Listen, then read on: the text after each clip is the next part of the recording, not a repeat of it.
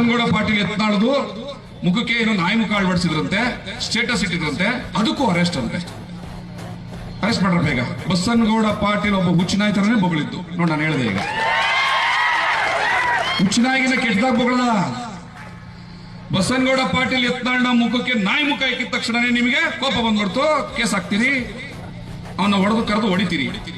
ಬಸನಗೌಡ ಪಾಟೀಲ್ ಯತ್ನಾಳು ಮುಸಲ್ಮಾನ ಸಮುದಾಯದ ಹೆಣ್ಮಕ್ಳ ಬಗ್ಗೆ ಮಾತಾಡುವಾಗ ಏನ್ ನೀವು ನಿಮ್ ಗಂಡರ ಮಕ್ಕಳಿಗೆ ಮಲಗ್ತೀರಾ ಅಥವಾ ನಮ್ ಜೊತೆ ಮಲಗ್ತೀರಾ ಅಂತ ಮುಸಲ್ಮಾನರ ಹೆಣ್ಮಕ್ಳ ಬಗ್ಗೆ ಮಾತಾಡುವಾಗ ನಿಮಗೆ ಉರಿ ಹತ್ಕೊಳ್ಳಿಲ್ವಾ? ಕೇಸ್ ಹಾಕಕ್ ಆಗ್ಲಿಲ್ವಾ? ಸೆಕ್ಷನ್ಗಳು ಸಿಗ್ಲಿಲ್ವಾ? FIR ಬರಕ್ಕೆ ಪೆನ್ ಇರ್ಲಿಲ್ವಾ? ಅದರೊಳಗೆ ಇಂಕ್ ಇರ್ಲಿಲ್ವಾ? ಹೇಳ್ರಿ.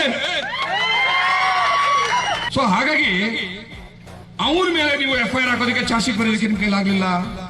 ಆ ತರ ಮಾತಾಡಿದ್ದಕ್ಕೆ ನನ್ನ ಸಮುದಾಯದ ಹೆಣ್ಮಕ್ಳಿಗೆ ಅವಮಾನ ಮಾಡಿದಂತಹ ಒಬ್ಬ ಯತ್ನಾಳ್ನ ಅವ್ನು ಯಾರೋ ನಾಯಿ ಮುಖ ಇಟ್ಟಂತೆ, ನಾನು ಅವ್ನು ಸಿಕ್ಕಿದ್ರೆ ಹೊಡಿತೀನಿ. ಯಾರು ನಾಯಿ ಮುಖ ಇಟ್ಟು ಅವನಿಗೆ ಗ್ಯಾರಂಟಿ ಹೊಡಿತೀನಿ. ಯಾಕೆ ಅಂತಂದ್ರೆ ನೀ ಎತ್ತಿನ ಪ್ರಾಣಿ ನಾಯಿ, ಯಾಕೆ